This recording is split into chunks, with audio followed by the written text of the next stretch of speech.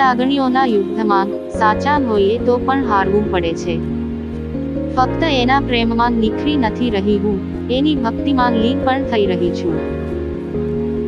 જ્યારે દિવસો સારા હોય ત્યારે સ્વાસ્થ્ય સાચવવું અને જ્યારે દિવસો ખરાબ હોય ત્યારે મગજ સાચવવું. શ્રીનાથજી હું દિસું તુજને, તારી માયા ભાન ભૂલાવે, નિરખું તુજને ગુણ લગાઉં, પછી તું મને લલચાવે.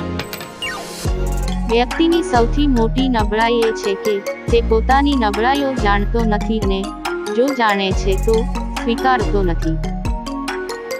એ ખાલી કહેવત છે કે તમે સારા હોય તો તમારું સાથે સારું થાય. વાત સહી લીધી તો સંબંધ રહી ગયા, પણ જો વાત કહી દીધી તો સંબંધ વહી ગયા. તું અને હું અને તું, એકબીજાની અધૂરક, એકબીજાના પૂરક, અસ્વસ્થ થઈ દુનિયાથી એકમેકની સમજણ હું અને તું. એક ભણેલો પુરુષ અભણ સ્ત્રીને અપનાવી લે છે, પણ એક ભણેલી અને કમાતી સ્ત્રી એક અભણ પુરુષને અપનાવી શકતી નથી.